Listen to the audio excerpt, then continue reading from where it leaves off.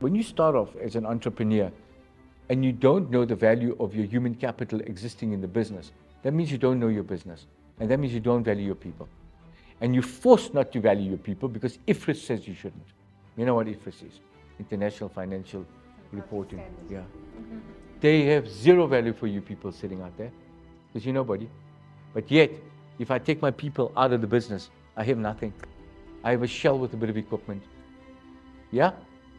So, you take the equipment, you take the land buildings, you take all of that, it can't do anything.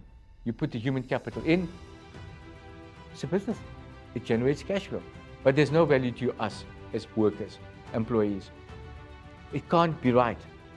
Therefore, my drive is to educate corporates to start evaluating their payroll to understand the value of their people. But that brings a secondary important thing to the table. If I'm able to value you, then I'm also able to assess whether you're good for me or not. Are you worth really millions? Why are you worth millions? Do you save me 3 times your monthly salary, or do you make me 3 times your monthly salary to be relevant in my business? And based on that, I know whether I'm underpaying or overpaying you. Yes, I'll pay you 100 grand a month and you bring me 80,000 rand bottom line. No, you must go. First thing in your entrepreneur, this is a bad. Wrong. Reposition, re-educate, re-energize that person and turn them into something they don't know they could be, but with your help they could. Or find a way of finding somebody else and replacing them as a second alternative. The biggest problem we have is the moment you have a slag or a problem with an employee, the first thing you want to do is get rid of them and put someone new in. What have I lost when I do that?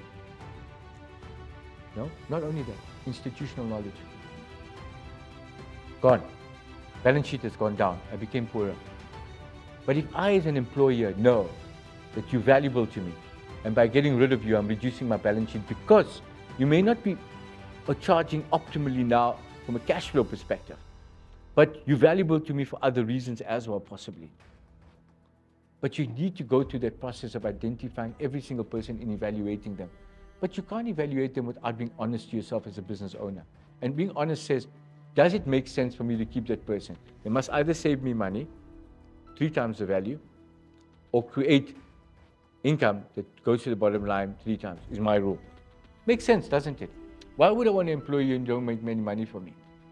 I'm not a charity case, right? I'm an entrepreneur. I want to make things work. But remember that I also want it to work for you. Because if it works for you, and it works in a smaller way for you, it's working in a big way for me. But the reason I'm coming back to this issue really is because I've looked at thousands of balance sheets along the way. Never once did I see a human capital valuation. It can't be right. But the question, big question I have for you guys, why the hell have none of you thought about that?